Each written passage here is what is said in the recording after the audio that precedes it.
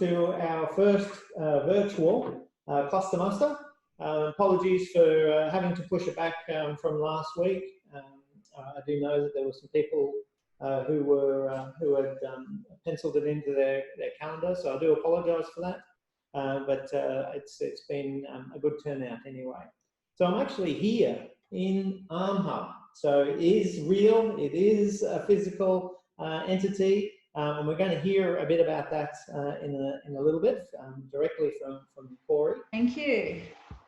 Hello everybody, it's great to have Andrew here at the ArmHub. He's in our brand new meeting room and I'm in my office. So we're doing social distancing by force. But you can probably see in the background here, we've just newly located into 2,200 square metre facility. We'll be filling that up with projects and equipment as time and projects come on board. What I'd like to do today is just walk you through a couple of slides about the ArmHub. It's only a few of them. Give you a picture of what we've done. Some of you are very familiar with it already, looking at the list of people who have been signing on as I've gone, and some of you will have no context yet. So pipe up if there's questions, but I'll hopefully we can have some more discussion towards the end. I'm sure people have some specific questions. It's great to be able to touch base and connect in with the wider robotics community.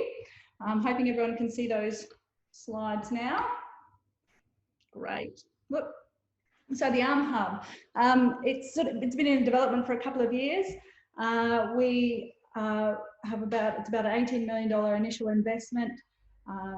Our large stakeholder is the Queensland government, but equally significant is QUT. So a lot of our expertise is collaboration with QUT staff and resourcing. CSIRO is a significant partner through their facilities and expertise, like Elliot that we have here today. IMCRC are really backing us in terms of the business development and working around business assessment with companies. Fraunhofer are providing a lot of strategic advice around a whole range of industry for applications, but also some good business connections and partnerships in that space. UAP have been like a co-owner of the company with QUT. It's a not-for-profit, I haven't mentioned that yet. So, but UAP is also co-located with the ArmHub. We're sort of parallel. They have two sheds beside our one shed. So we're out at Northgate in Brisbane. That's kind of the investment matrix there. The ArmHub is really here to uplift Industry 4 capability across Australia. We're located in Queensland and we do have a sort of some extra Queensland remit given our funding, but we do have a national reach. Our main strength, obviously, it is in our title. It's the robotics capability. Many of you will know people who are involved and you'll see pictures of them later. And we also reach out and do projects across a whole range of research institutes. So it's not just QUT and CSIRO. We can build partnerships across any of Australia's research institutes and indeed internationally where that is relevant. I'll press ahead and see what it keeps moving very fast. Well, there we go. So a little bit about what we are. We have three main services. We do industry engagement. So our role is to really work with the spectrum of companies, but we do have a focus on SMEs. So the ability to work, to spend time with them, work across, like we often will visit sites, we'll do industry engagement, we'll do demonstrators. They'll often spend time with us out on site here between the UAP site now, looking at technology options and basically getting them engaged around any of the other educational business assessment needs they might need.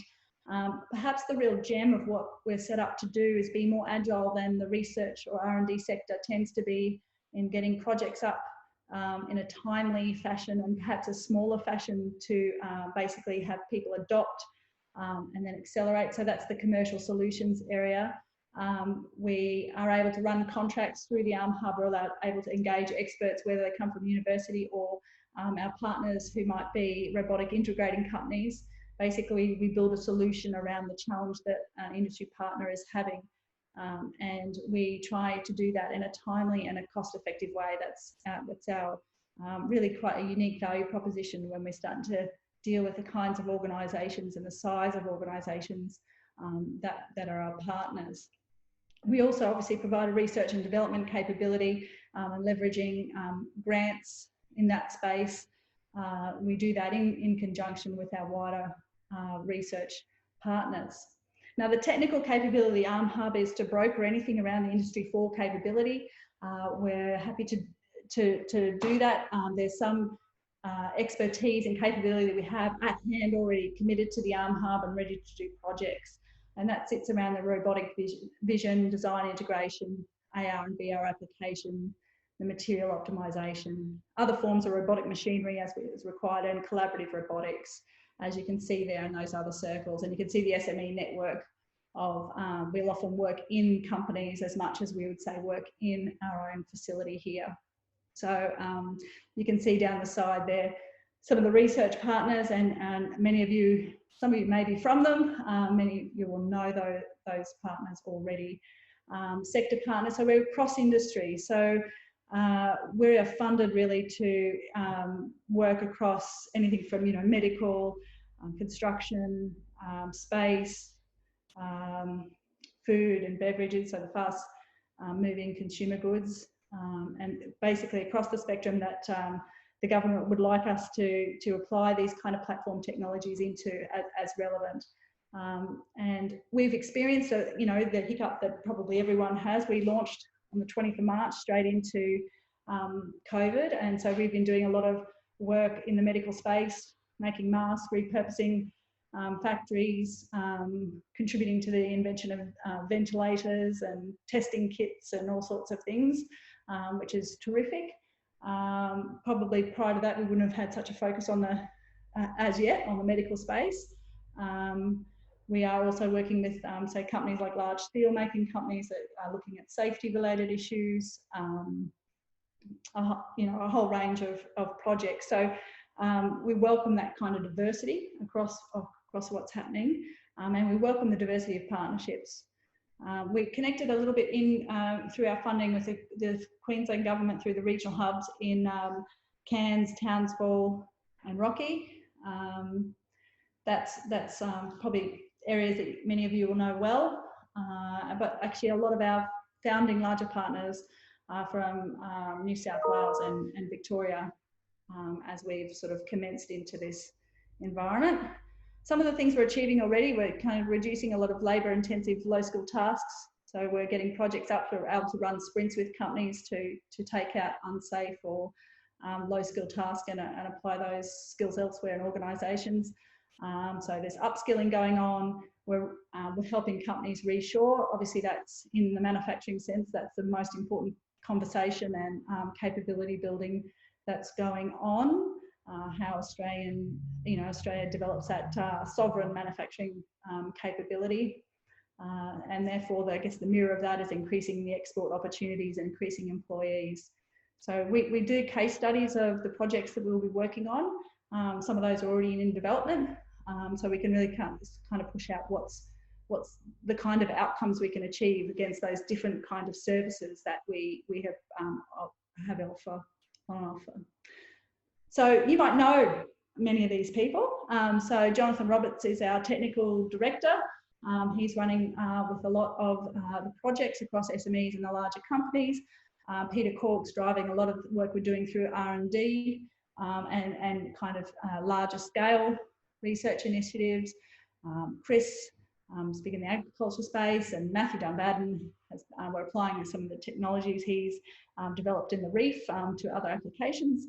And Elliot and David here from CSIRO, we look forward to a long future of collaborating on projects there.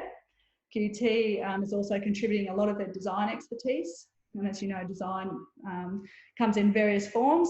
I was working today with a whole bunch of industrial designers working on projects, but there's user-centered design, architectural design, and sort of collaborative digital design, so process design, etc. So there's a wide team who are accessible to work on projects there.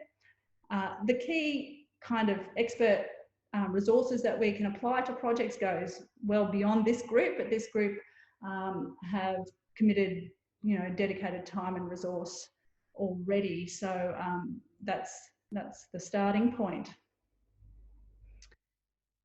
I mentioned that we're sort of connected into those regional hubs in Queensland, but at this stage, just through the projects we have on the go already, we've got this kind of base of projects.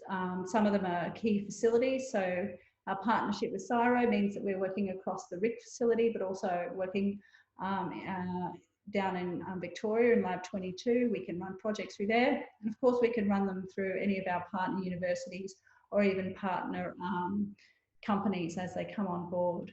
So I happen to know, that picture is looking broader already, but it will grow across the country as projects evolve. So that's kind of the very short summary of the ARM Hub and where we're at. We've just got some, our new branding up. We've been in the shed for a couple of weeks, so it's great, like I said, to have Andrew here. We are very keen to work with a whole range of companies, so I hope that gives you a little entree if you would like to collaborate or have projects you'd like to work with us on. We're here to help broker those opportunities. So Andrew, would you like me to elaborate on anything in particular, or is there something members of the group want to talk about? Well, I guess one thing that we talked about yesterday was that the space is still fairly sparse. There's a couple of companies there, but it's still a bit sparse. And even though I know you said prior to the crisis you had a full house lined up, what's your estimate on filling up the space, and is there some opportunities to potentially? Yeah, look, there's definitely opportunities.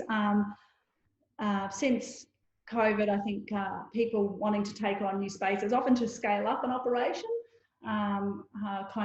reviewing whether this is exactly the right time to do that, or doing that within some of their current facilities. So yes, there's several companies that are now looking at it, but there will be room to come here. It's good there. At the moment, the ARM Hub core operational team, which includes, well, there's myself and a chief operations officer, a business development person, a media person, and a coordinating person, actually exist in the offices in the shed. Over the next year, we will be building a new office on the UAP side, so that will actually allow office space as well as workshop space for people and projects. And so we envisage having a range of companies come and work with us either over project periods or just using it as a tenanted space. So there's probably about 1,500 square metres of space opportunity at this time. Excellent. So just going to ask anybody if they've got any questions. Now you can raise your hand. Okay, we've got, thank you, Darren, you're a champion. Hi, Corey. When I last visited, you were focused on industrial in-place robotics. Sounds like the hub is now expanding to include R&D of a wide range of robotics. Can you explain?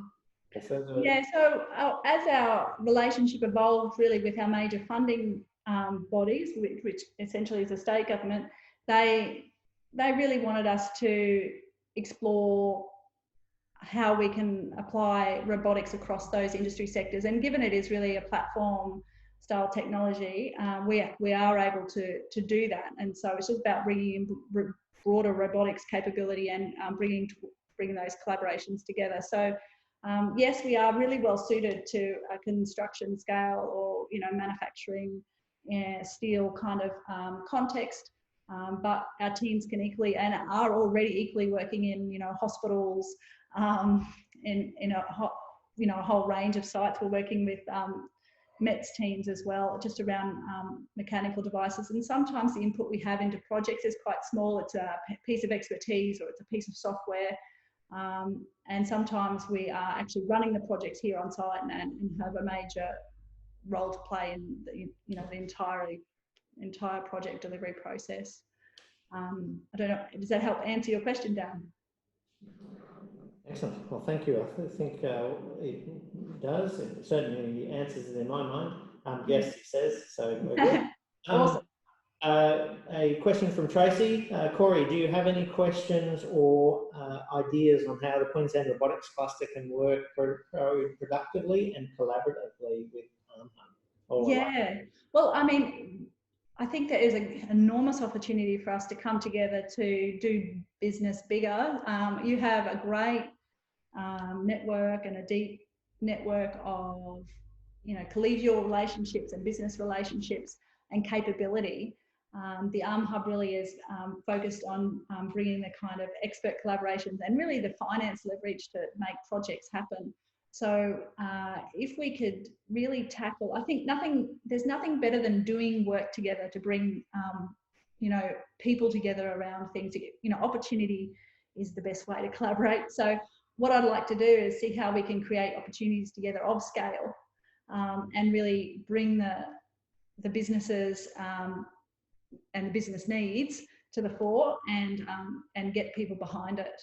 Yeah, exactly. Kind of beautiful private-public partnership. And it's something I shared with you on our visit to Robo Valley. Robo Valley is the robotics cluster in the Netherlands around the University of Delft. And within there is Robo House. And I see Robo House being very similar to ARMHub in terms of being physical space, being that ability to interact and actually realise projects on many different scales. So I really do see a lot of synergies.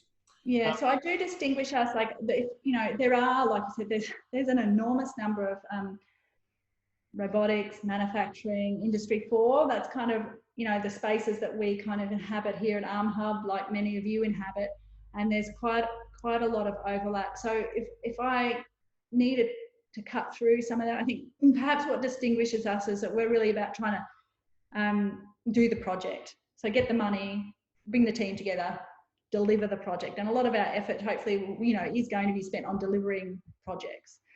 So that means we need this cluster, a lot of the other networks to come together to, you know, bring the businesses, bring the opportunities and help us sort of scale and do things at scale with you.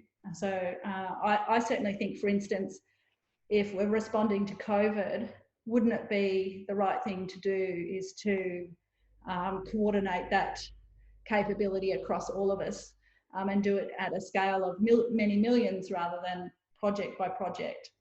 I think that's a missed opportunity if we do that. So that's where my mind is with that thinking. Excellent. So I've got a question, or Brian has his hand up. I'm going to give you the ability to talk. I think I did email you. Oops. Brian, are you there? Just for a second, I've just been asked to talk. It looks like I can't unmute him. Is that you, mate? I can hear Brian. Brian, are you there? Well, while Brian's coming online, I do have another question from Young Mi Kim. Do you also take international investors to utilise your space? Yes, we've had some conversations with companies in Europe and in China actually about how they would like to utilise the space. Most of them want to utilise it partly because of the space and partly because of the expertise that is at hand. We are open to those conversations. We're also open to how we can build supply chain opportunities with and for some of those companies, and that's really been the focus of those conversations today. So we're very, very open to have those and welcome them. Cool. So Brian has typed in his question. Is there any works being undertaken specific within the resource sector against any identified challenge or challenges? Actually, no. At the moment, there's conversations. Well, actually, there's a robotic vision challenge in a couple of regional centres, and that's mostly about just getting some, you know, specific kind of METS equipment up and running uniquely for the IP of those businesses that I can't really speak about now. And then there's the discussion really about assisting businesses in the supply chain of our largest resource companies, and getting robotics to kind of provide as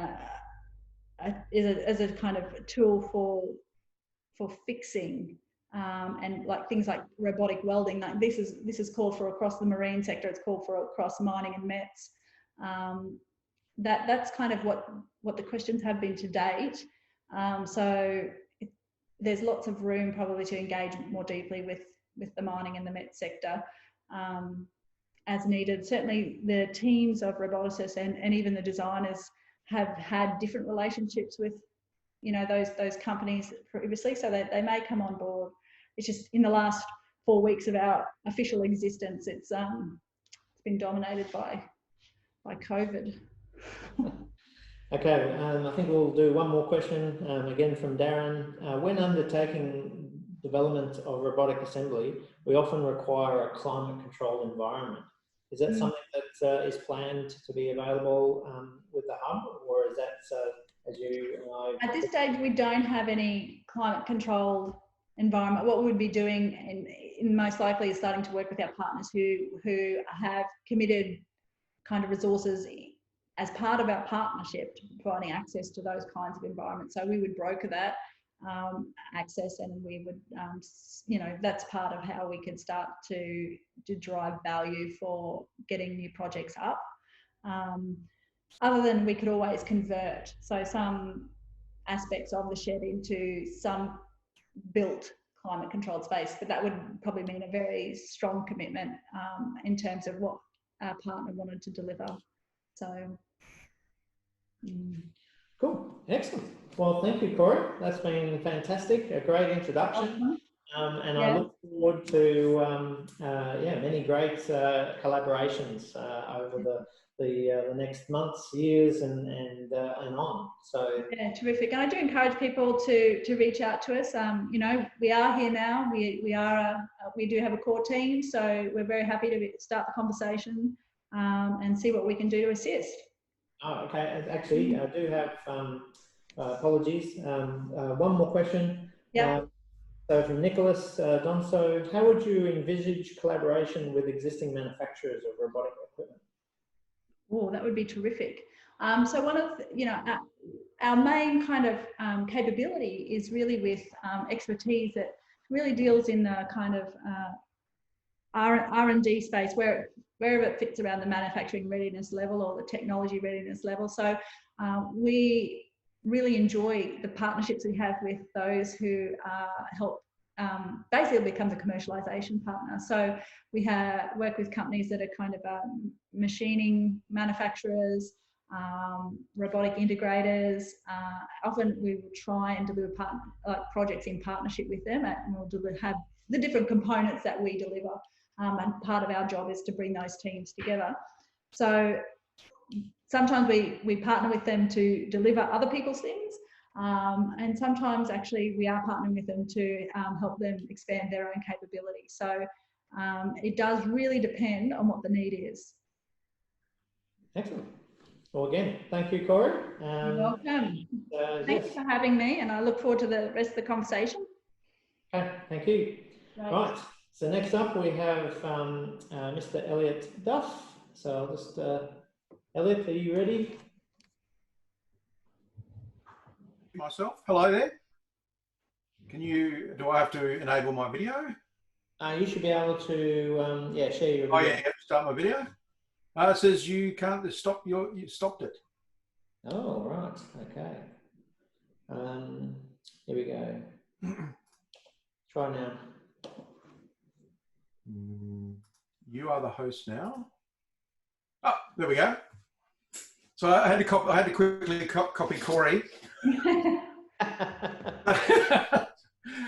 So so I'm out at site. I'm at home.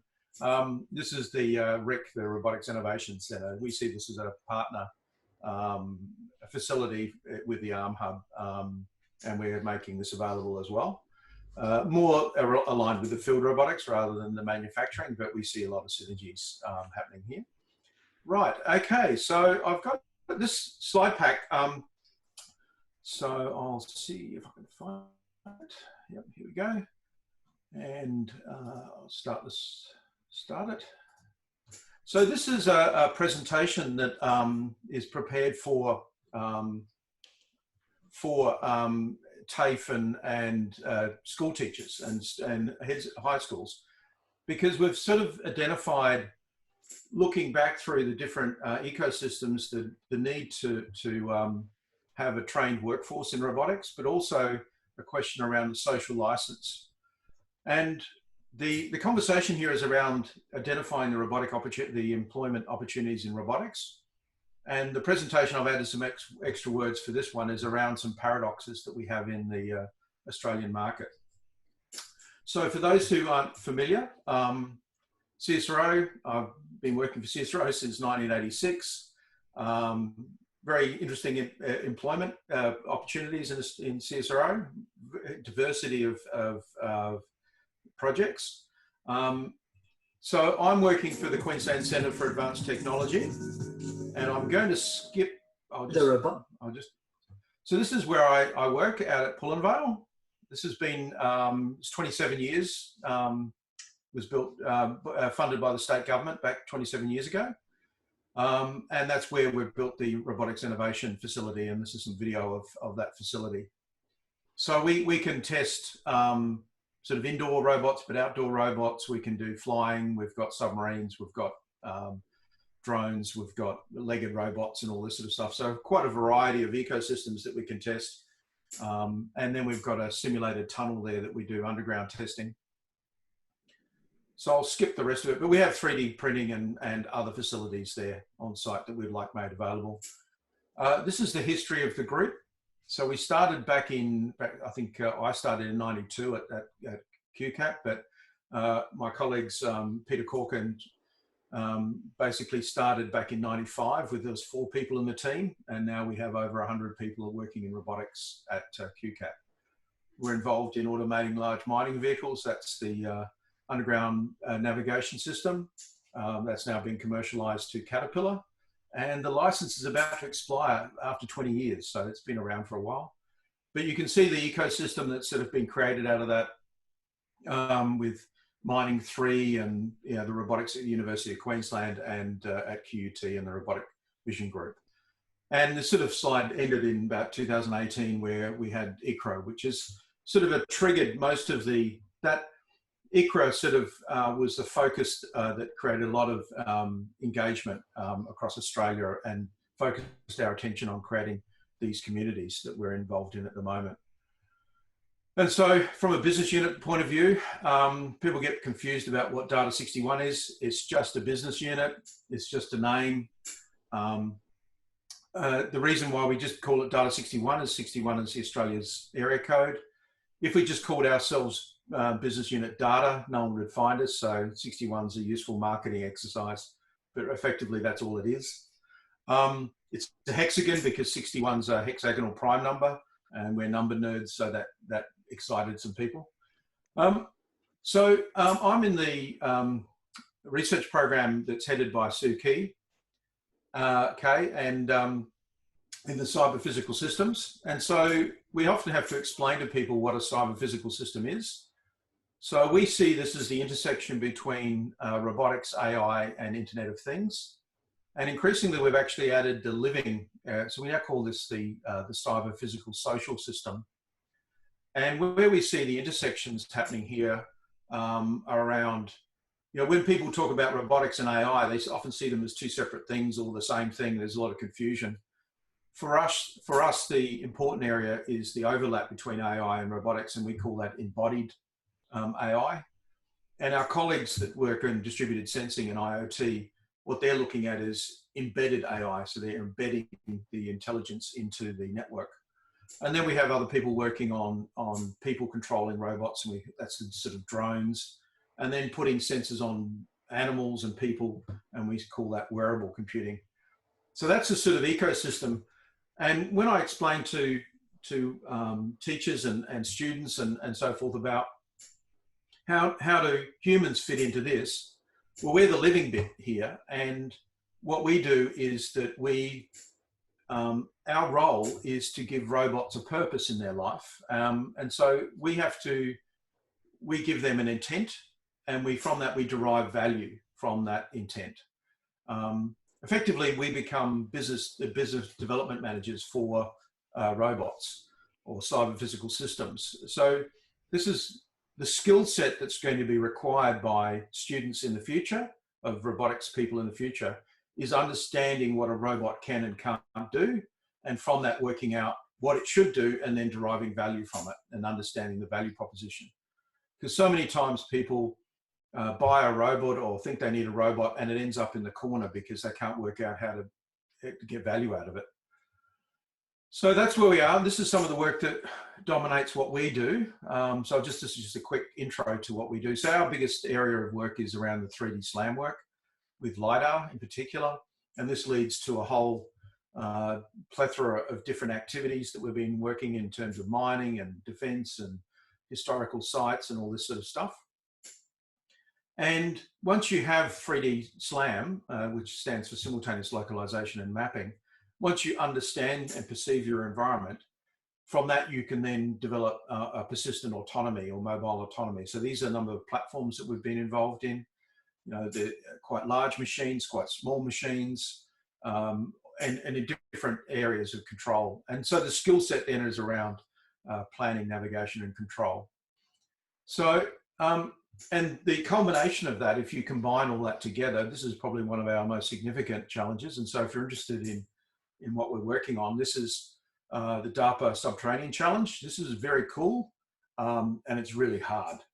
And we've been paid by American Defense to do this, which is great. We've been in a couple of competitions so far, and there are a few more to come. But effectively, what we're looking at doing is a collaborative robotic system. So what we have to do in this situation is deploy these robots in an underground environment or a GPS-denied environment. Could be a building or a cave. And these robots have to go and by themselves explore the environment and find assets. And those assets can include things like people and backpacks and gas, you know, like leaking gas. And they have to tell the operator on the surface where that asset is to a resolution of a few meters. Our last performance, we got the accuracy down to 21 centimeters after going in several hundred meters into this environment. And this is quite sensitive work because what's happening, these robots are all collaborating with each other. They're all sharing maps in real time. And this is, you know, if you look up defense research, this is a very sensitive topic about getting robots to I mean, obviously Skynet would come to mind about how these robots work together. But that's where our project work is. And so I'll sort of finish the conversation of what we're doing and move on to the more general problem. So the employment opportunities in robotics, and it came to me when some, you know, I've got some school kids, a 13 and a 16-year-old, and at the parent-teacher meeting and asking about, I was mentioning I work in robotics, and they said, well, what skill set do my kids need to get into robotics? And of course, the answer 10 years ago was that you had to be an expert in mechatronics. But now that's completely changed. And what I've listed here is the skill sets that I see is required to develop robotic systems. So obviously a lot of the new stuff that's coming down is down on the bottom there about data science, which is AI, machine learning. That's where we're getting the sort of the embodied artificial robotic systems, AI. But also we're starting to look at material science and changing the form of robots. There's a lot about soft robotic systems and the intersection of material science and robotics, which I think is a very interesting area of research. But of course, a lot of the work that we've done even 10 years ago with, say, mining industry, human factors and the ethics of using these robotic systems became increasingly important. So the view here is that all of these skills are what is required, or all these skills could be used. You know, we're going to have robotic lawyers in the future. So it's not just about mechatronics.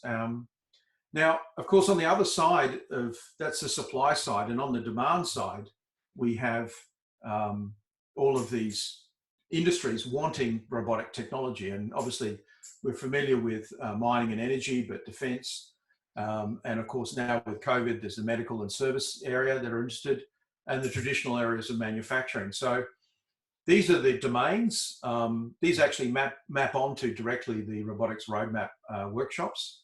So these are the consumers of the technology, and so what's missing is what's in between. And so if we look at the education industry, we have schools, we have TAFE, and we have universities who are basically delivering it. And the challenge we face in Australia is obviously this audience is different to the one I was giving in teachers, but the reality is we don't have enough SMEs and OEMs in Australia to deliver the solution to the industry.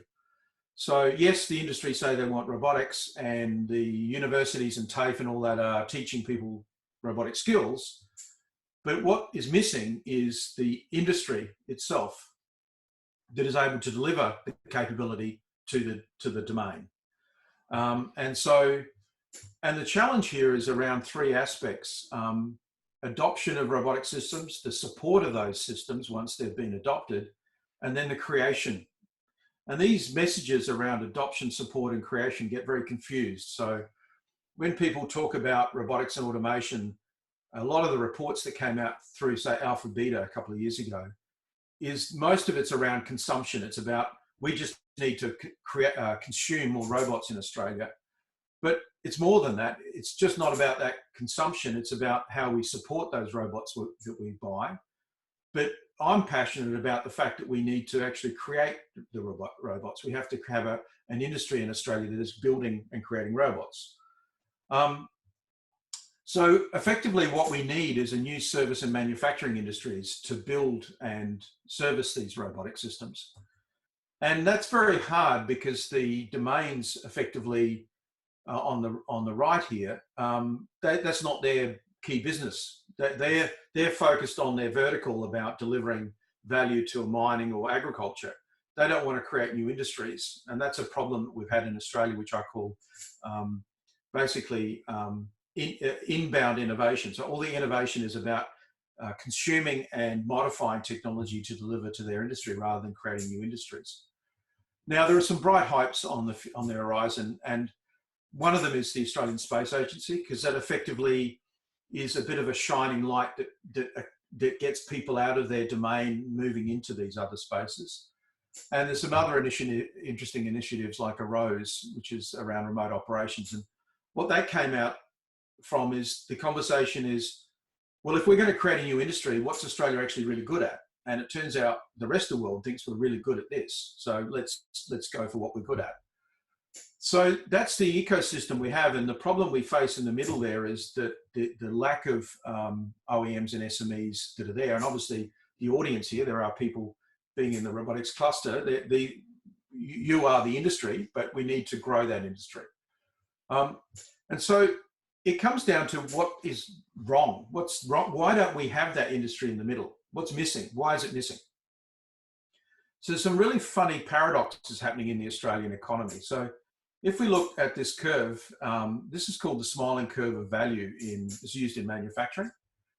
And what it basically says is that when you make something, when you manufacture something, there's several phases you go through. So you do R&D, you design, you supply, production, distribution of logic, marketing, sales, and the after-sales service, the servitization. And what we've been concentrating over the last 40 years or 50 years is optimizing the hell out of production. So production or fabrication right in the middle has been optimized beyond belief. So there's not much more value that we can gain out of that sector. But the new value is in the at the ends, at the R&D and the after sales. So this is a projection from the advanced manufacturing report that CSIRO wrote. So this is the prediction, is that that's going to increase in value. And that's a great thing. That's good. And if we look at the Australian manufacturing industry, we do pretty well in two areas: medical and surgical, and aircraft manufacturing and repair. So there's aircraft is nearly $2 billion in exports for components that we make, and medical equipment. So ResMed, who are building they build CPAP machines, but now doing respirators in Australia. fantastic examples of Australia's ability to do advanced manufacturing. And obviously the ARM Hub will be facilitating that. But what's interesting about what came out of the report is that at the production end, which is typically lower skill, Australia in particular, in say medical devices, is 20% dearer than the rest of the world. And if we add in energy, we're probably 50% dearer than the rest of the world. So that basically says to you, stop manufacturing or fabricating things, stop production, stop that end of it. But if we look at the higher skilled areas in research and development and in the servitization, we are 40% cheaper than the rest of the world. And with the fall of the Australian dollar, we're probably 50 or 60% cheaper than the rest of the world. So what it basically says is that researchers are underpaid in Australia. And I'll vote for that. I'll agree with that. So, but at a production level, we're expensive. So there's two things we can do. Either we lower wages in Australia for those production people, or we shift our manufacturing ideas of manufacturing to those high value things. And so that's obviously what we should do. But then we get this is what the scary thing is that if we look at, we know where the value is, but if we look at the employment, it's completely wrong, right? And so if you look at this came out last year, is that in the area that's supposed to be important, there's a fall in jobs or advertising for jobs. So there's a significant disconnect between what is commercially realistic, where we can create value, and employment. So it doesn't matter how much I go and tell a school teacher or a school kid or a parent that they should go and do STEM and they should go and do R&D. The employment is not there, right? Which is because those companies that employ them aren't there. That's the problem. So how do we fix that? So the Smiley curve is actually a very interesting problem. There's two reasons why we're not doing that. And one of them is called proximity production. So if you look at why you have to have R&D headquarters and service centers next to, you need to have them close to production because of information flow. But if we look at the technology that's coming out of the additive manufacturing Internet of Things, they sort of solve that problem, is that I can do a design piece and 3D print it, and then I can fabricate it somewhere else in China. They can 3D print it. I mean, the center of production doesn't have to be near the design or R&D headquarters anymore. And we know that to be true. We design boards now, they get fabricated in China and then they send it back and it's a product. So, but that historically wasn't true. And so if you look at what's happening here, the fourth industrial revolution is connecting the R&D to the sales, to the whole supply chain. That's what it's about. So that's great. So I think proximity to production is something that we can solve, and it's something that's going to happen. And it's increasingly happening with the COVID situation. I think that's fantastic. What's happening in manufacturing right now is a demonstration of this, that the fact that Australian manufacturers can pivot and make new products, it's because of this information flow. But the biggest problem I think we have is a cultural bias to work. So if we look at this, what we see is that a work is a worker. So there's a worker. So if I go and look up worker, people think manufacturing is making things on the plant floor. They don't think of a manufacturer being a researcher or the person writing software to service the equipment.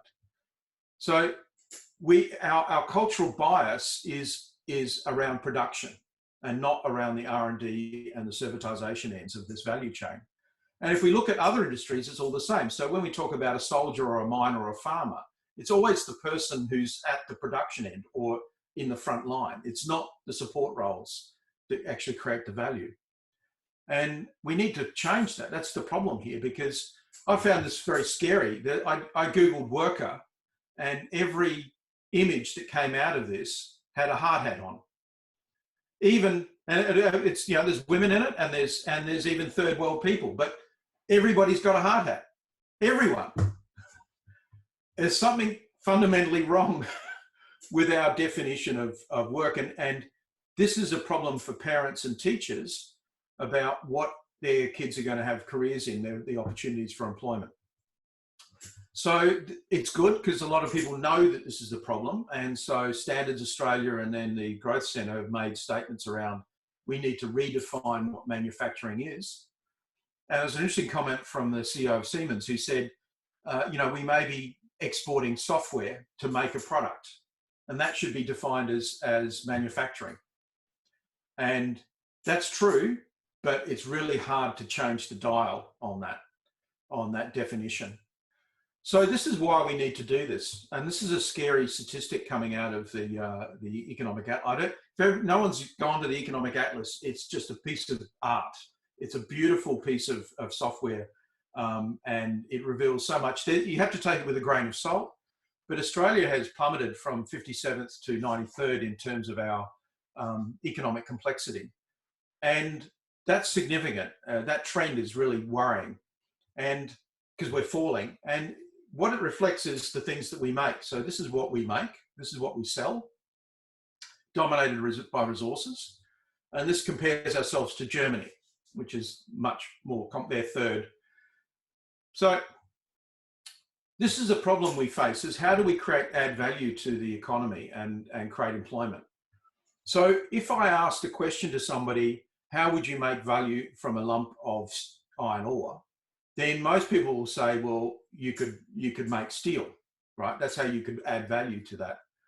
And that would be 99% of people's response to that.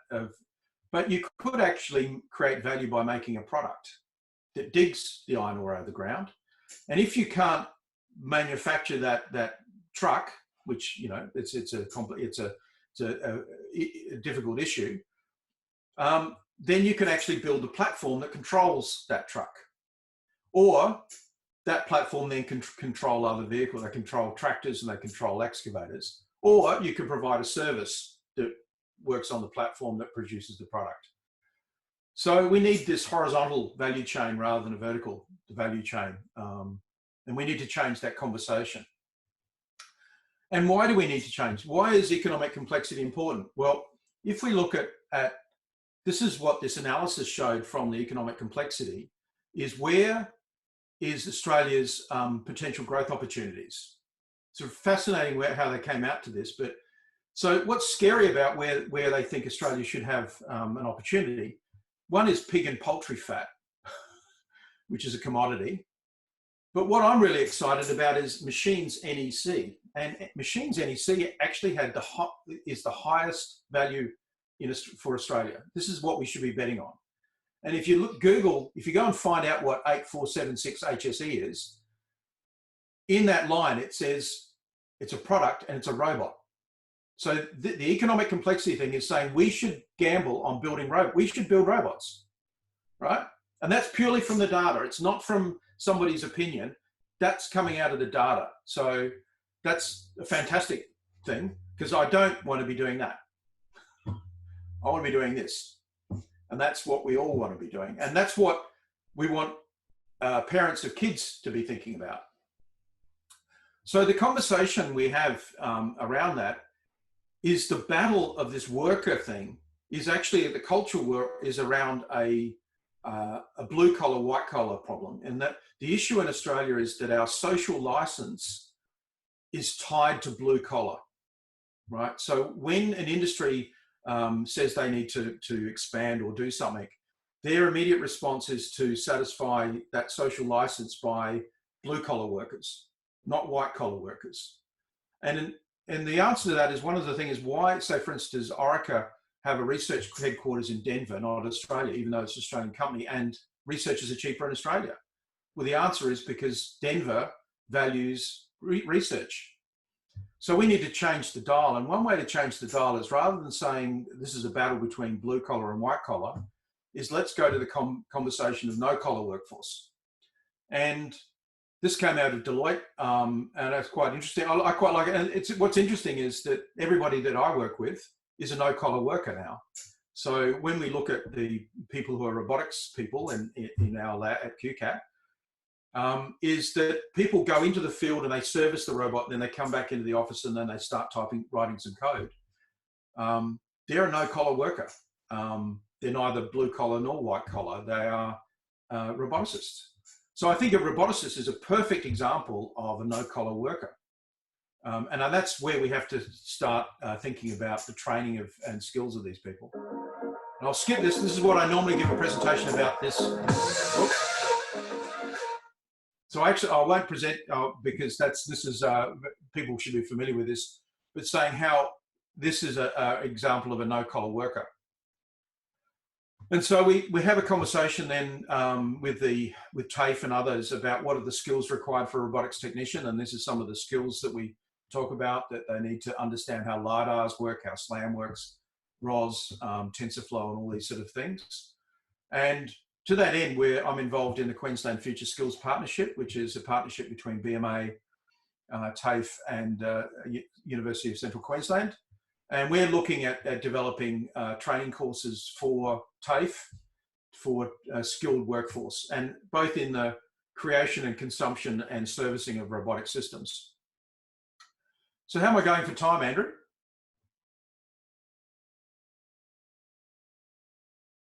Sorry, just reaching for the mute. No, you're doing well, but Okay. if you can wrap up soon, that'd be awesome. Yeah, okay, all right. So, yeah, not too bad. So the issue here is around the fourth industrial revolution. We've identified the problem in the social license issue and how we should do to fix this. And so if we look at the fourth industrial revolution, this is sort of the analysis that going to the fourth industrial revolution is around creating visibility and insight into data, but also it's about transformation of business models. And if we look at the definition of the fourth industrial revolution, it's not about technology, it's not about robots, it's not about IoT. What it is about business model transformation that is revealed by connected value chains, which is enabled by digital technologies. And traditionally, when we look at the fourth industrial revolution, we talk about connected supply chains, physical supply chains. What we don't talk about is knowledge value chains, right? But it's connected value. There's value in knowledge, right? And so we need to start thinking about the fourth industrial revolution applying to research and development, not just to manufacturing or agriculture. It's actually it's the innovation system. Innovation 4.0 is really what we're talking about, and that's about creating connected knowledge value chains. And the problem with value chains is that we end up with these really complex problems between what motivates researchers and what motivates an entrepreneur, which are actually opposite in many cases. And there's some very interesting analysis around that. So we need to sort of sort that one out. We also had to work out how to build sustainable knowledge value chains. And I think the issue here is that the clustering is around, that's what it's about. It's about creating sustainable knowledge value chains in a geographic location. It's about sharing knowledge, and it's about creating value for everyone. And there are lots of issues to do with how we do that, and we need to sort of address some of these dilemmas. And it's really interesting because what builds knowledge chains is trust. And what's really bizarre, this is another paradox, is Australia is one of the most trusting people on the planet, and we're the most trusted, right? So you would say, if we're the most trusted and we're the most trusting, we should have the best collaboration in the world. Except we're the worst. It doesn't make any sense. It really doesn't make any sense. And so why don't we collaborate? And to me, the reason is we have a zero-sum view of the market. We don't look at global, we look at local. And whatever you win, I lose, and so forth. And we're not connected to each other. And so we need to create those networks, which then leads to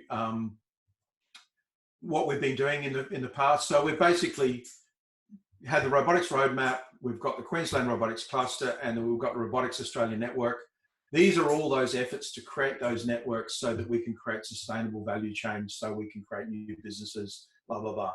So this is sort of this is the reverse, this is the conclusion to that.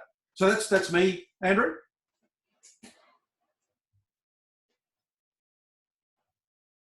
I need to unmute myself. Okay.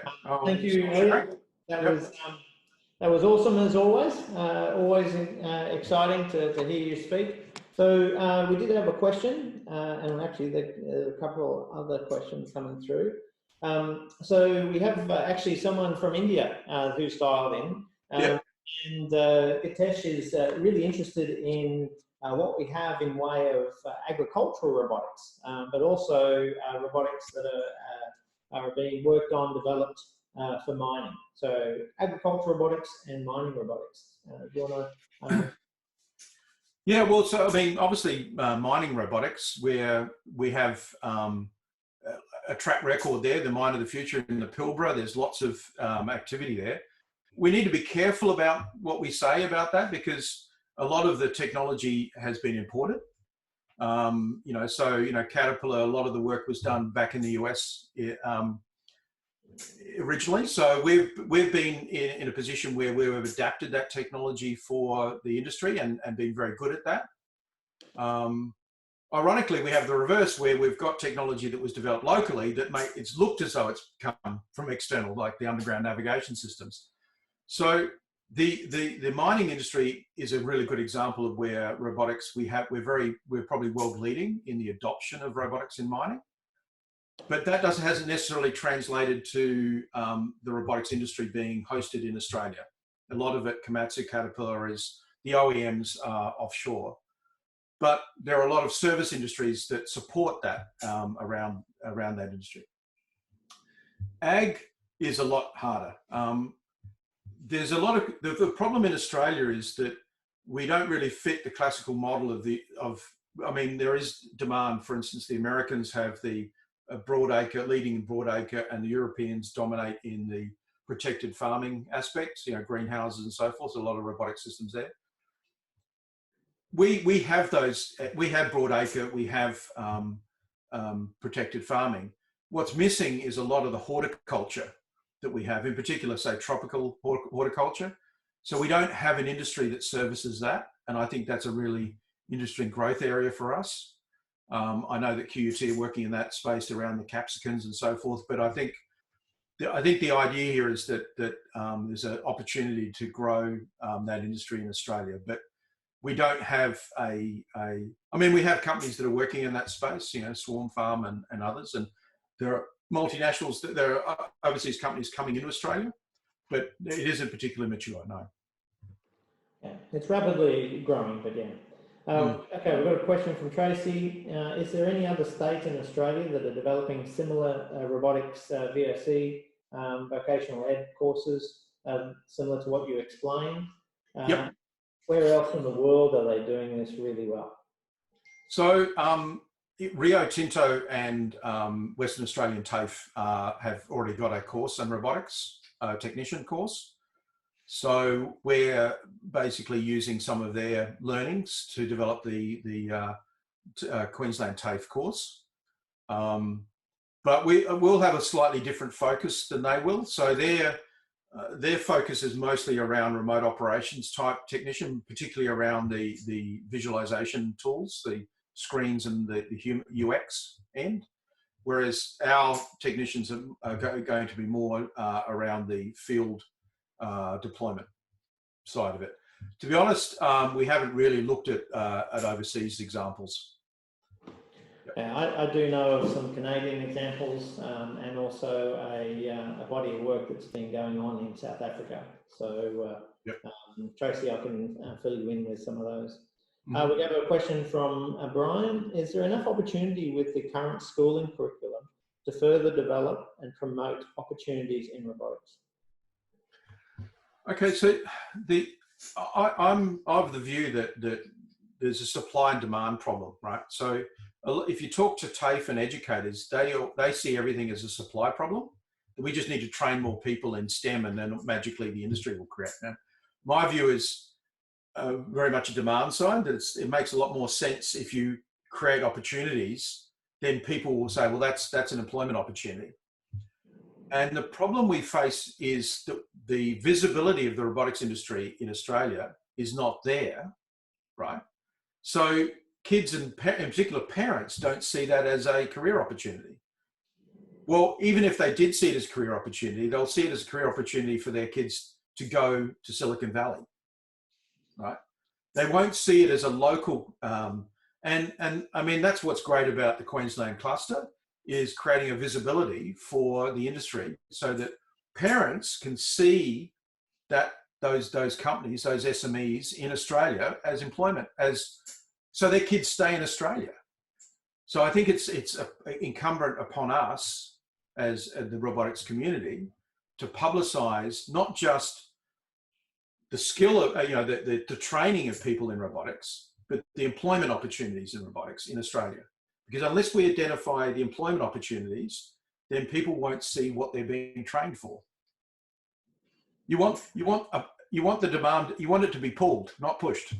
Yeah. Well, you need it balanced, but I think at the moment we need a pull more than we need a push. Exactly. Okay, Darren's got a question. Industry in Australia has a record of bad experience with research institutes and are hesitant to invest or partner with startups or small robotics companies. Do you see a way that both parties can de-risk that experience? Yeah, look, actually, I think that was a conversation we had with Darren a couple of clusters ago. I think the problem there's a couple of issues to do with investment and why we don't get. I mean, there's a fantastic report that came out from University of Sydney from their American Studies group, and they did a comparison of ag tech investment between Australia and America. So their investment is 50 times ours per GDP, right? Not total, per right? So ours is appalling. It's appalling investment, right? Compared to the US, to everyone else, we're absolutely terrible at ag tech investment.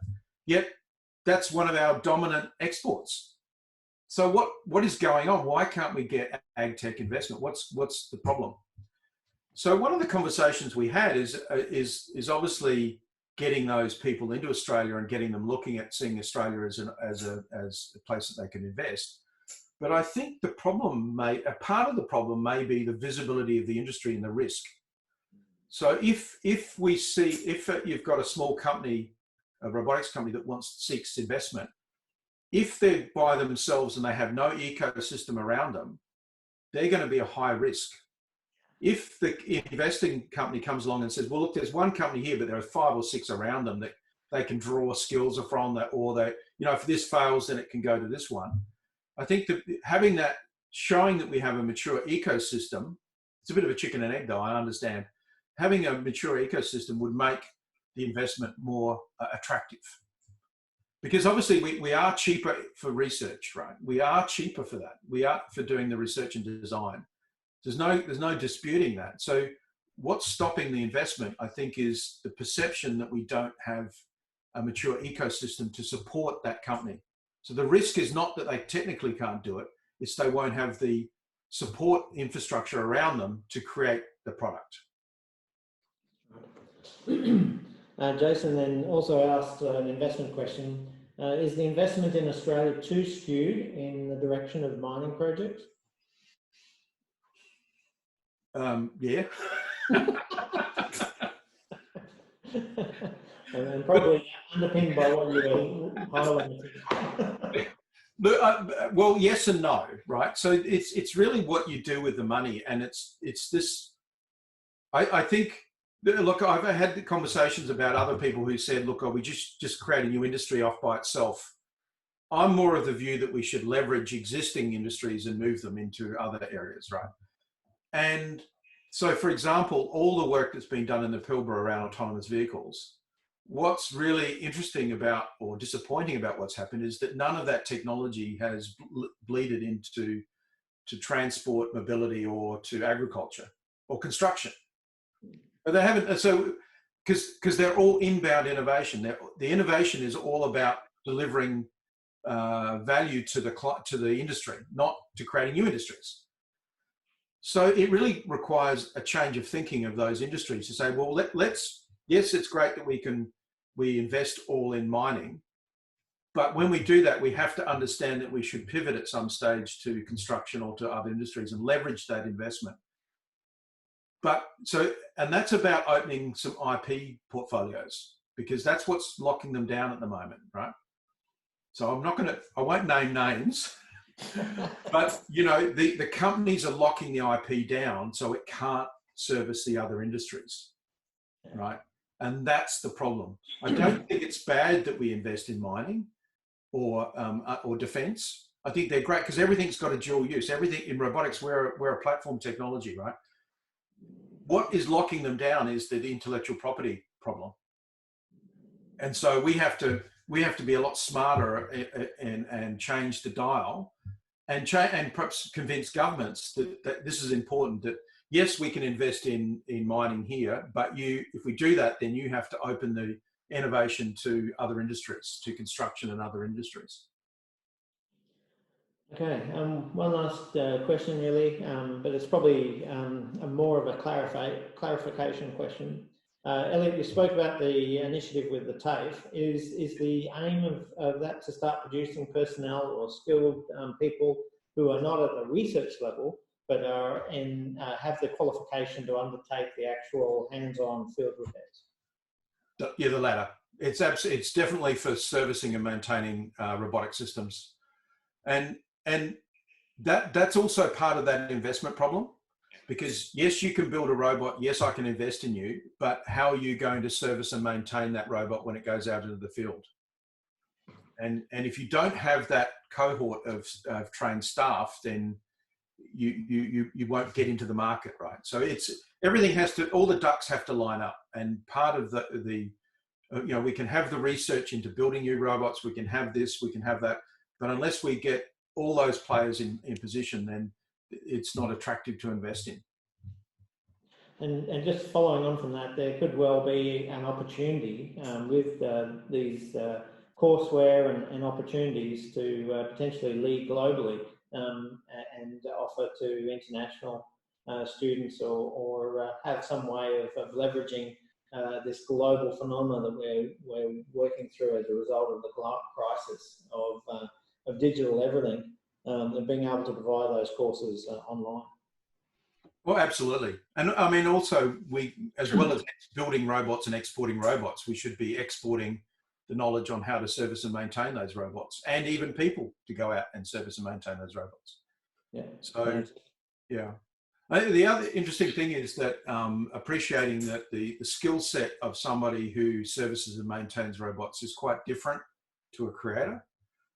And having conversations with some companies, robotics companies, their argument around a lot of is that the skill set of a university is around, they want you know, say if you're debugging some code, debugging somebody else's code requires a completely different skill set than writing your own.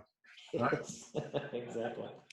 And not to value, not to judge or anything, because it's a different skill set, right? And you know, there's different egos and stuff. And the other aspect to the training is, and speaking to some SMEs around this, is they want people who can go out in the field and debug and fix stuff, right? But they also want those people to have a bit of a business mentality about sales. You know, so they want those people to go out and do some maintenance, but they also want them to sell the next you know, product. And that's not necessarily it's not true, but that's not necessarily a university skill. But to be honest, the conversation we're having around this no-collar workforce is, I think the whole issue of university and TAFE is just going to disappear. It's all going to be micro-credentials, and people are going to drift around and all over the place. I think that's yeah. Yeah, it's already happening. Okay, one last question from Shana. Do we think lack of network connectivity is the reason that Australia doesn't get behind tech for mining, agriculture, forestry, etc., as they haven't realised the value from tech, as it doesn't work in remote areas? Like, is that connectivity, network connectivity, an underlying issue? I think it's not necessarily a cause and effect. I think the problem we have in Australia is a social license problem, is that we only value the worker, not the researchers and the builders and all them. Like we have a marketing problem around manufacturing. People think we don't manufacture anymore. So, you know, there's some significant problems in our culture, and one way to fix that is to create networks that can represent the industry and create visibility for the industry and have conversations with parents and teachers and politicians about valuing R&D and valuing a manufacturing industry in robotics. We can't do that unless we create a network, because otherwise we're just single voices in a plethora of other voices. So we need a lobby group. We need lobbying. We need to change the dial, right? And we need to to create that lobby, we need to bring in parents of kids, because they're the ones who are going to be talking to the local politician to say, I want my son or daughter to be a robotics person, right? We've got to start there. It's no good going around and saying, well, we need to do this, unless we've got to solve the politics. So, and here's another perspective, IP. You've also got IP getting locked up, and you kind of indicated that with some of the players. Is that being locked up on the server side as well? Like not releasing the software, the code, proprietary systems, etc. Is it a problem on the services? Well, we're seeing it on the product side, but is it also seen on the services side? Yeah, absolutely. I mean, it's probably locked in more on that side. So, nearly everything you look at, say, the mining industry, everything's bespoke, right, for that particular mining company. So, at their end, they need to start thinking, if I release the companies are changing their tune a little bit. They have changed their tune over the last couple of years. They are thinking about this. I know that yes, they're looking at open platforms, and they're looking at shared IP. But then they're having an interesting conversation with the OEMs, right? So everybody has to be of that view that if we all work together and we all share appropriately the intellectual property, then we actually the pie gets bigger, right? That's the whole point, right? The pie gets bigger. Your slice might get smaller, but you get more out of that slice, right? And we need to have that view of growth and we don't have that in Australia. We have very much a zero-sum view of the world, and the mining companies are also competing with each other rather than saying, well, actually, if we worked on this. I mean, the interesting thing is that if by sharing IP around, say, autonomous vehicles, what we can do is actually increase the value or the reliability of that technology, because you're sharing the cost with other people. So anyway. So just a comment as we wrap up on this, so we can move on to the panel. As Tracy sort of also highlights that there's a failure in our industrial policy. The OECD identifies this as one of our big weaknesses.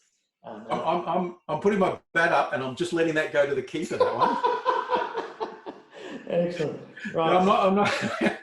Look, I think to be honest, I mean, I obviously can't answer that, but it is amazing what's happening with the COVID situation, right? So I think the dial around the importance of strategic manufacturing and strategic capability in Australia is going to become paramount, and I think that's going to change all of the conversations that we currently have.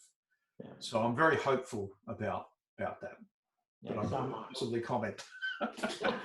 Okay, I'm going to reclaim the host. While I get the panel set up, I'll give you guys an opportunity to jump up and grab yourself a beverage, go visit the restroom or what have you. So I just need to bring in our other panelists. If I can find them, it's on the list. Here we go. Welcome, Shana. Welcome, Sergio. And where's Nathan?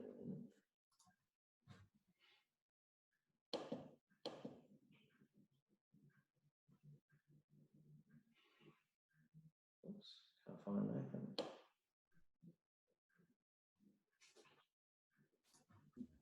Oh, we might have lost Nathan. Hang on, oh, here he is. Got him.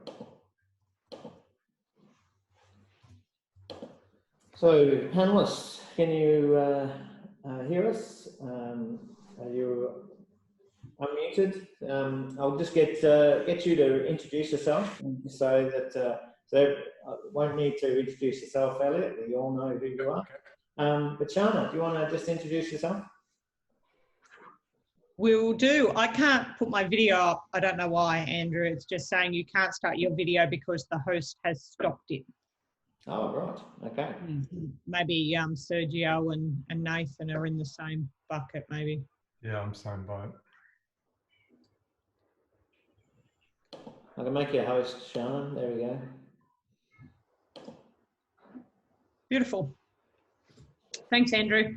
So yes, Shana Glover, CEO of Invelo and co-founder of Invelo. So background, sort of 20 years in mining in BHP, and then started up, Alan Bowe and myself started up Invelo about October last year, focusing really on, for those who were in Elliot's session, thank you, Elliot. It was wonderful as always. We focus on 4.0, so exactly as Elliot said, business model transformation and connectivity of the value chain. Excellent. I'm just going to reclaim the host again, and I think I can do this. Maybe. Anyway, I'll give yourself a host, Nathan, so you can introduce yourself. Hi everybody. So my name's Nathan. Up until recently, I was head of robotics at Langer Rock, which is a big construction company. Now, depending on who you ask, I either work there or don't work there. Their official story is I don't work there because they like to make companies. So I'm the CTO of a spin-off company that's just got something in the order of millions of dollars of VC money to do deep tech product.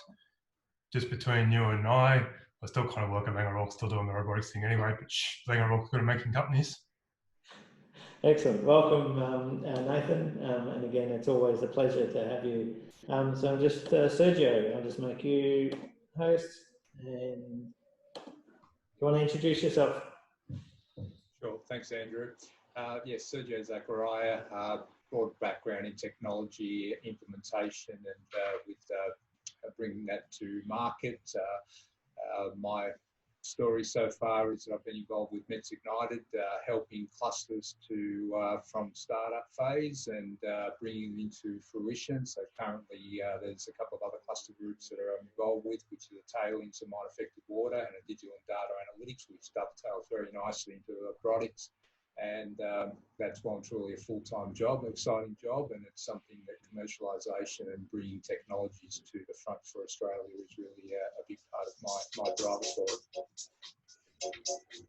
Excellent. Well, welcome. And I've got a couple of questions, but also I'm going to encourage everybody online to use the Q&A or the chat to post any questions.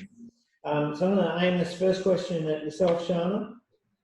So from your perspective, on interacting with your clients globally and around Australia, in your perspective, what's changing as a result of COVID-19? Yeah, Andrew, I work in forestry, mining, agriculture, or oil and gas, so across a lot of the industries, not now just in mining. And I guess, we are seeing as they go through COVID, in the short term, they're very focused on their operations and probably aren't thinking very much to the future, which is understandable. They're trying to basically keep the continuity of their operations running through some pretty trying times, obviously challenges around workforce and access to workforce, with borders shut. And FIFO workforces, all these things are really challenging for organisations. But so that's kind of what we've seen, I guess, over the last, 6 weeks. But what I've started to see over the last week or so is organisations starting to get their head around their innovation and technology approaches again, and how do they actually start to think about their use of innovation, probably being more aggressive. I think a lot of them have realised that they probably should have been doing more, and they might have found getting through COVID a bit easier because they would have actually had more connectivity, you know, of their supply chains, more ability to actually drive productivity remotely with their workforce, and generally have, I guess, a lot less people in transactional work at the operations, you know, which, you know, can be done by, you know, obviously the use of automation and robotics. So that's kind of the feedback and what I'm seeing from the clients that we've been working with at the moment. Nathan, from your perspective, because you've got visibility deep in the construction world, what are you seeing as being key aspects of change that's happening as a result of COVID? I find it really interesting. There's three main kind of categories of people in my life. So I've got a fair few people working for me. They fall roughly into research and developers, field engineers, and business people. The R&D guys and girls probably haven't even noticed. So still work remotely, still checking things on the internet, still stay at home all the time, and that's pretty easy. That's a great thing to manage because it didn't have to do anything new. The field guys, a bit like Shana was just talking about, literally cannot do their job. So can't go to places, can't talk to anyone, can't travel anywhere, no one will answer. They're hearing lots of positive things, which I think Shana also touched on, of, oh, we probably should have listened. We probably should have done that thing in the past. Maybe when business opens again, we'll do it now, just in case this ever happens again. The business people, I'm hearing exciting and scary things at the same time. So you can imagine the CFO kind of sitting there going, we spend a lot of money on premises. We don't need premises anymore. We've just proved we don't need premises. We should not rent anywhere anymore. But maybe that was an overreaction. Maybe we can relax having to sit there between 9 and 5 just for the sake of it. But we probably should still have somewhere. I think the most exciting thing out of all that is change is no longer feared. Change is now out of our control. So we should do it, and we will all kind of step over to this output-driven mentality of, well, if you can make it work, maybe that's what we should have done as well, which is a positive thing. Excellent. That's a great answer. Sergio, in your world, what are you seeing changing? Yes, very similar to Nathan and also to Shana, where the people that are involved in field work is that's virtually the tap's been turned off. Probably the other part of it that people have been feeding back to me is that contracts and general business work that they're doing has been good up until March. But if we look at projects and a pipeline of projects, most of the organisations that I'm involved with have a good pipeline of projects, and a large percentage of those have been put on ice while they haven't been cancelled. There is way too much uncertainty, and people are saying, okay, not now. And that is a very, very strong message that's coming out. Excellent. And back to you, Elliot, from a research perspective, I think you indicated some of it in your presentation, but what do you see that's changing as a result of Well, I mean, just broadly, I think because of the research community's response to COVID and their engagement with industry to solve problems, the value of, I mean, as well as valuing frontline people, there's been a conversation around, valuing teachers and valuing doctors and valuing pizza delivery people and all this. I think there is particularly by government, there's a value in understanding that research actually helps respond to these crises.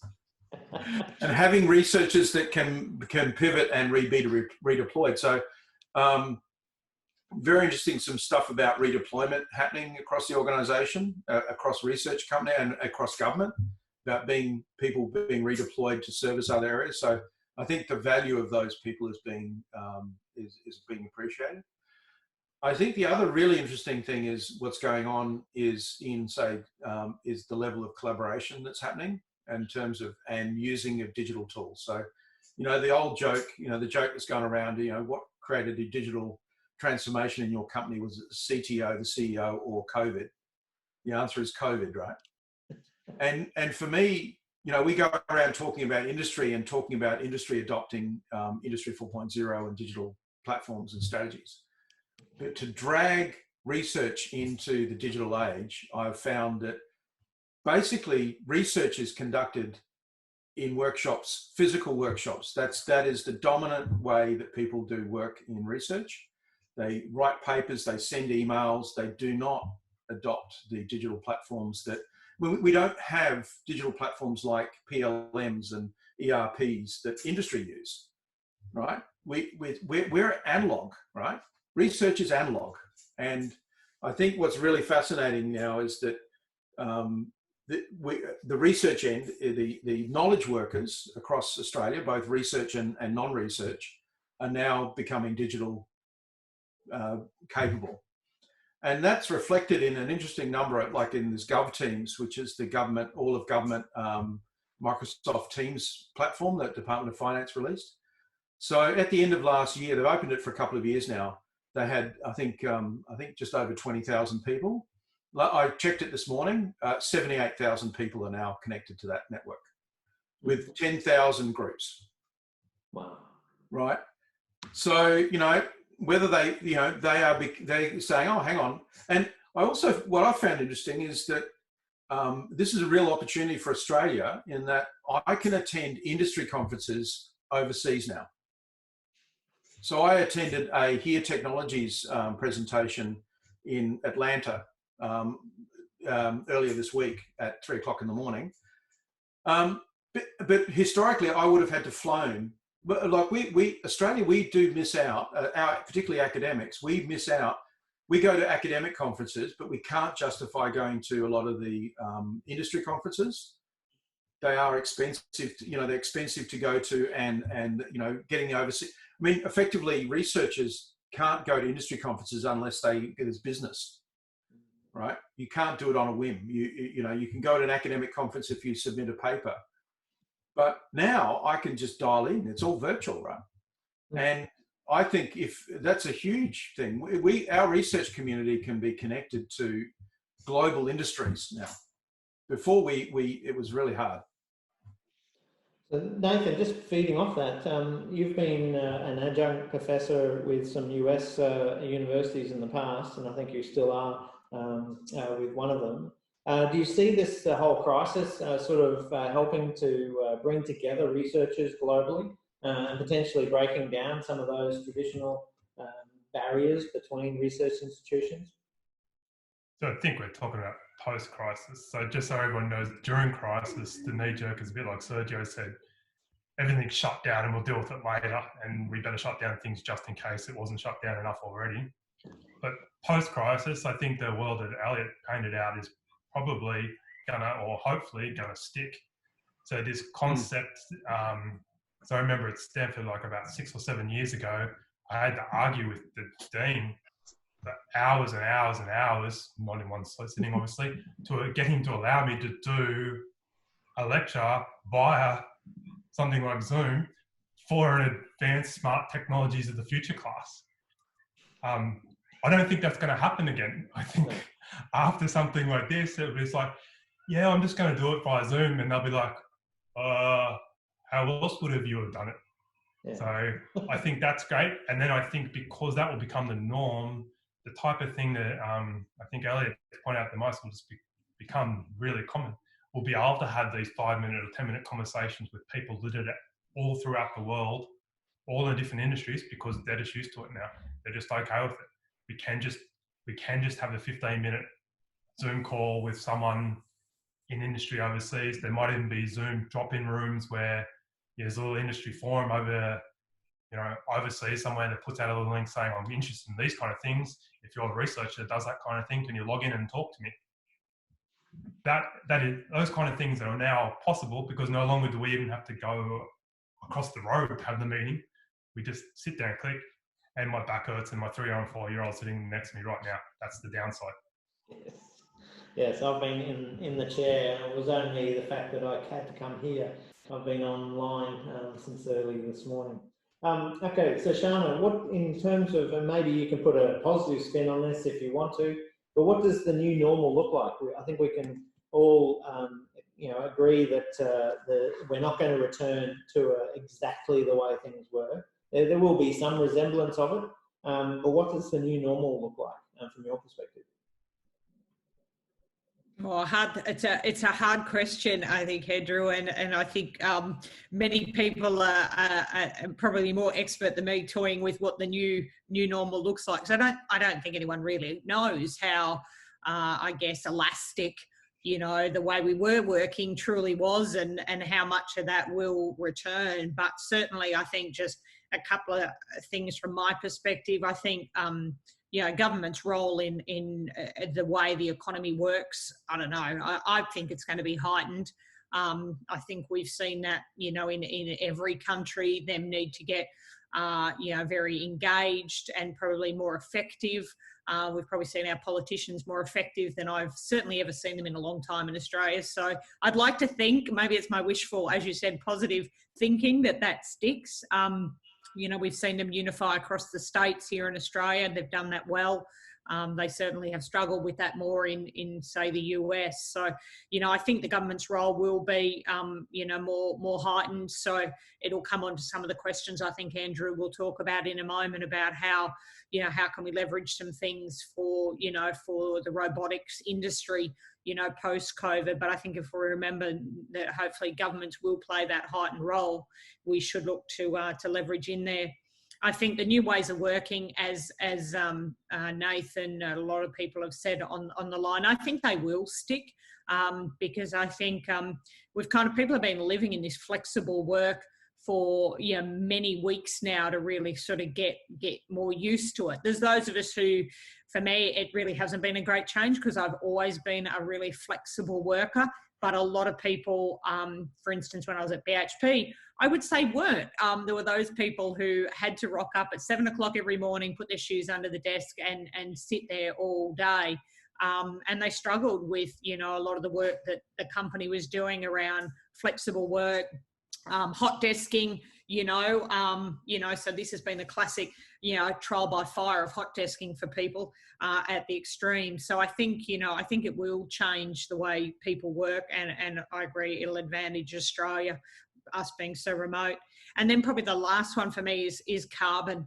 I think climate change is going to be even more aggressive in terms of the, you know, focus and the imperatives and the targets that get put in place by countries, because they've seen how much we can achieve when you really change your ways of working. So I think climate change and carbon targets will be equally a focus, Andrew. That's probably just a few from my side. Yeah, I had a conversation with a executive from Wally Parsons, and he actually made the comment that they're already making plans to downsize their physical office infrastructure because they feel that maintaining this remote work is the way to go. Sergio, what's your perspective on what the new normal will look like? I just took a moment to unmute myself. I saw a comment come in from Tracy. I think never waste a good crisis, and I think that's a good ethos to think about, and probably piggybacking on what Nathan and Shana have also said, that I'd like some of these technologies to stick. During 2008, I was running a business, and the catalyst for transforming it to a digital way of operating was a little thing called the GFC. So hopefully that's a message that we can continue to bring to people that are involved in the broader network, and we can see it happening across the country, that some of these are really good technologies. It doesn't mean that we have to spend 40 hours to get to Europe and all those sorts of things to be able to participate. So I'll probably be investing in 360-degree cameras, because I'd like to run most of my meetings in the future, both as physical form and also digital. So I'm looking forward to it. So invest in VR and AR, you reckon? Okay, Elliot, from a robotics perspective, with these thoughts of what a new normal would look like, what's your perspective of some of the opportunities for robotics? Well, look, I think that people are, I mean, one of the interesting conversations that came out of the defence workshop that we had, and the comment was that there's a crisis of imagination in robotics. And I think this is an opportunity that people are seeing, that we can reset that, we can create better expectations around what robots can do. and also have longer conversation, longer future predictions. So rather than worrying about what a robot can do in 3 years, we can sit there and go, what's it going to do in 30 years? So I think those conversations are happening, and I think that's where the opportunities lie, is that that people are being forced out of their comfort zone, and they're realizing that they need to imagine a different future, and robots play a role in that future. And it's up to us to actually create the vision, but I think people are far more receptive to that vision than they used to be. Nathan, what are your thoughts on the opportunities for robotics? I can't help but drag it back to a very simple level. So I think rewind 6 months, the expectations of robotics were very Hollywood. So we thought they could do everything and they just do everything themselves, and we'd all go to the beach and that would be it, it would be over. I think through this crisis, it's forced people to reframe in a way that I think we already were reframed. So robotics probably is not going to come out of the box doing everything, but it might just be one more cog in your system. We've been put in a situation where we can work effectively remotely, but that's probably only 90% of the time, 80% of the time, 95% of the time, depending on who you are. We still need this hand or this soft touch or this light touch to do that one little task. So that gives rise to the importance of this whole field of semi-autonomous robots. So not quite this, stupid bloody Skype screen on broomstick telepresence thing. Sorry if anyone makes telepresent robots, but actually something that can kind of half or most do the job by itself.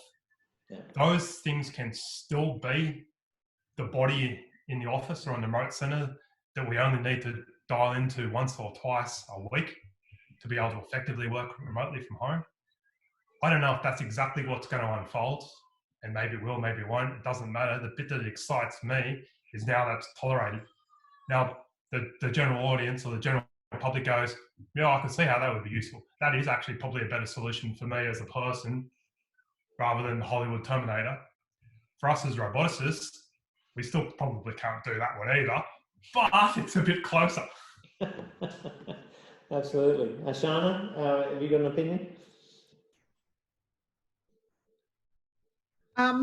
Yeah, I kind of think, Andrew, when I have a look at kind of what's going on in the industries I'm working with at the moment, I sort of see, I came from doing a lot of business continuity planning in BHP, and I've got to say, we never did a pandemic in the whole time I was there, so maybe they don't like me saying that, but yeah, it wasn't we did floods and the known knowns, so, I kind of think it's interesting. I think we will see as we go forward, I guess a lot of the stuff we're hearing around, sovereign capability, there is that, but there's also business continuity. And I think we're hearing and seeing a lot of the two mixed up. They are two very different things, obviously building sovereign capability in some areas, but just some basic good business continuity planning is not really in place in a lot of the businesses. So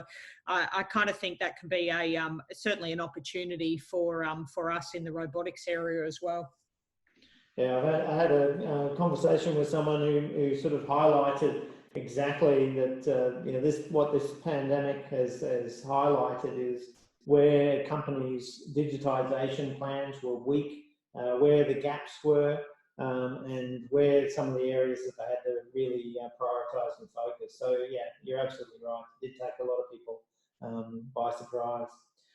So feeding that back into the economy piece, what are the opportunities with potentially leveraging use of robotics, growth in robotics, manufacturing of robotics to help grow the economy? What's your opinion on that, Shane? Yeah, well, I think, one of the things that certainly a couple of us, I don't know whether Darren's also on the line, that we've been talking about in the Queensland Robotics cluster, as well as through the Robotics Australia group. When you look at, I think there's been a huge amount of talk, if people have been following the press, around Australia's manufacturing capability.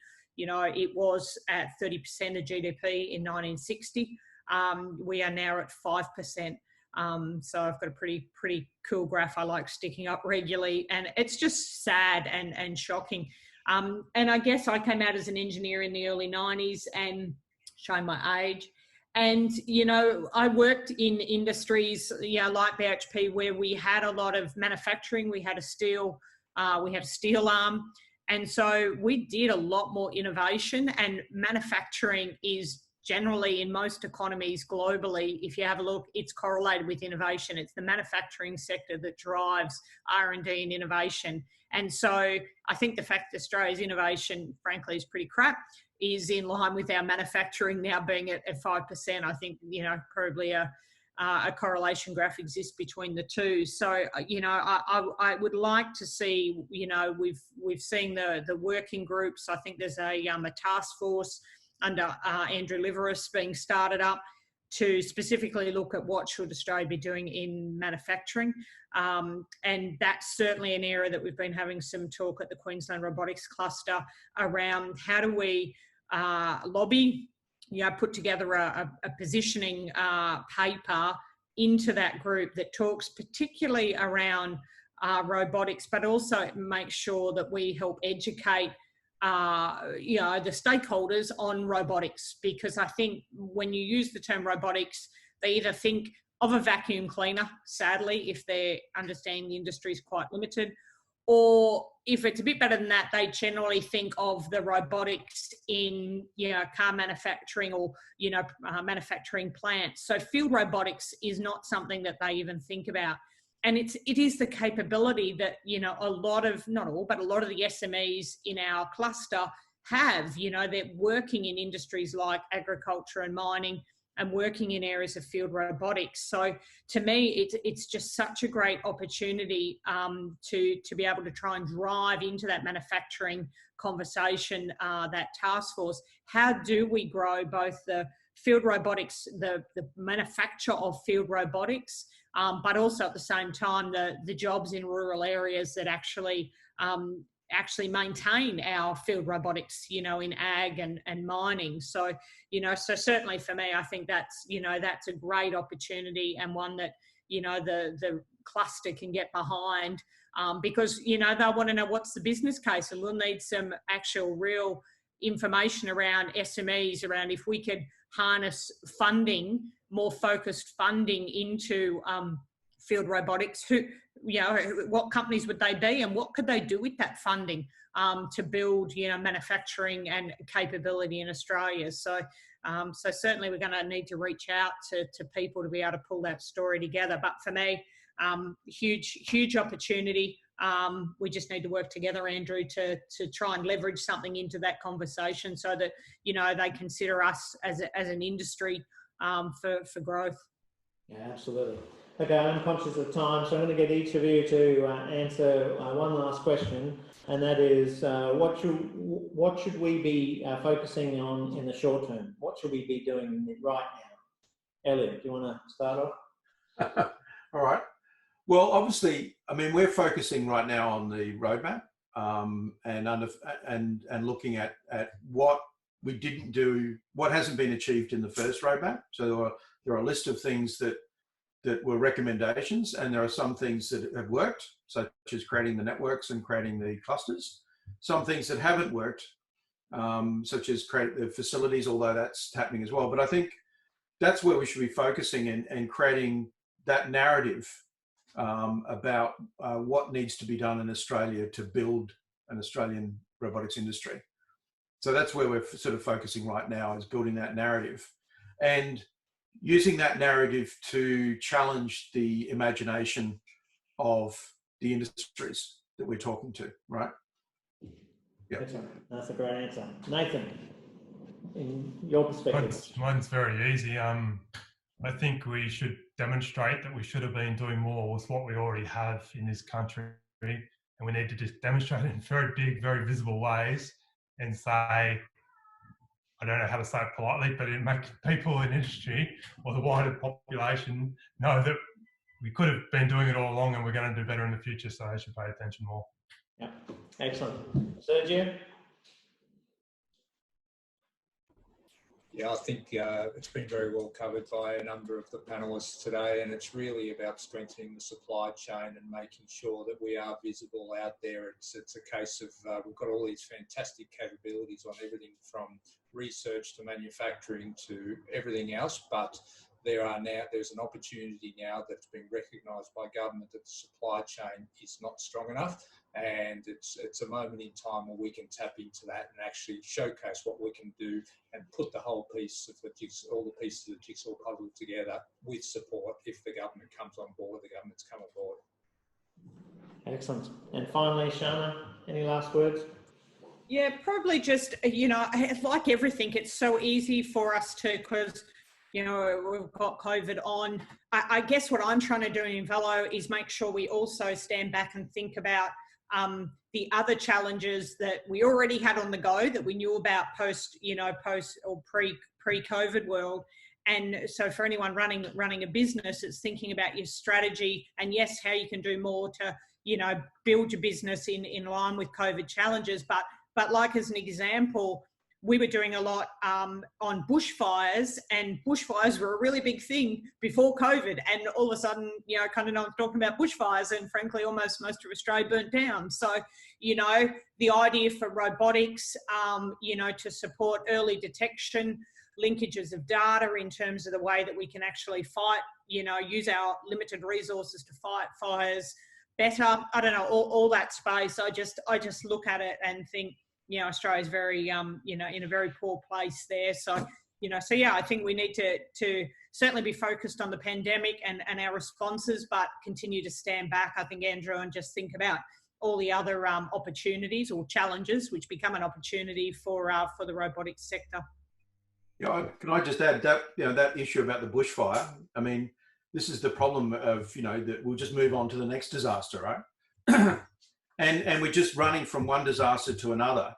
I mean, I'm in the bushfire science response, and you know, like, and we're you know, it's great, but what we need to do is step back and look at this as building resilience into the whole country, and robotics, and what role can robotics play in resilience and recovery, and as a general level, not looking at, you know, down at the you know, the weeds, and actually solving this bushfire and then this flood and then this pandemic and this locust plague and this asteroid that's going to hit us, you know, like, and have a look at it more at a general level. I think that's where we could add some value, looking at that higher level resilience and what role robotics and AI and all that could actually build into into the fabric of Australia.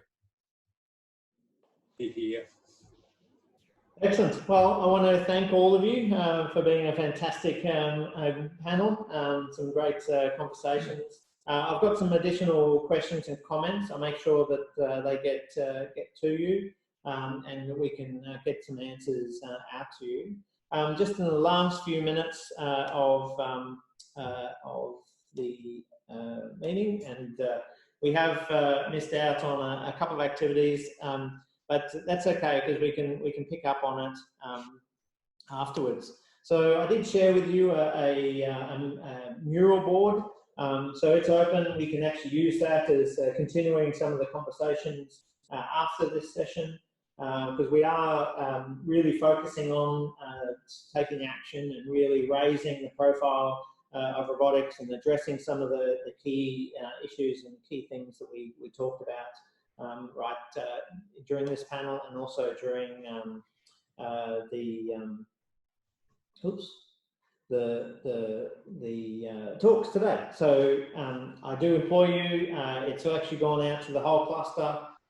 So I do encourage you to use that environment.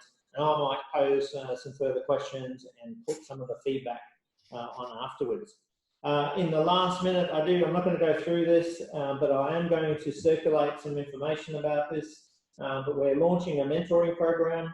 It's become evident, especially during this crisis, that accelerate some of these programs. And the purpose of this is actually focusing very much on the robotics aspect of it and trying to really help our young roboticists and young companies to grow. And so I've already got a number of mentors from some of the overseas clusters lined up, and going around and collecting a group of good mentors. But there is going to be the call out for mentees that want to participate in this program. It's going to be about a 6 months program. So look for more information on this. And then finally, just as we close, I want to highlight that we've got, so keep looking at the website, qldrobo.org. You'll see the latest podcasts. We've got a new podcast coming out tomorrow, starring Nathan. So look for that one. And I've also got a number of guests lined up for the coming weeks. I've got no shortage of panelists, so I think we can definitely keep that going on a bi-weekly basis. So keep that coming. I'm also going to put out a question to the cluster on whether or not it's worthwhile to have these virtual cluster musters on a monthly basis, because as you saw, the conversation was pretty engaging. And I think there is opportunities to do this more regularly than the physical every 2 months. So anyway, I'll ask that question for feedback. So with that, I'm conscious we are 1 minute over, and it is at the end of the day, and we probably all have been stuck to our screens. So I want to thank Corey for allowing us to be here at the ARM Hub. And we'll be also making sure that as things develop here, we'll make that available to all the members and the wider audience, because I think we need to be singing our successes. I want to thank all the speakers. Thank you, Elliot. Thank you, the panelists, for a great panel. And have a good rest of the day. Any feedback, please send me an email or a comment on the network. Thank you, and be safe. Thank you, Andrew.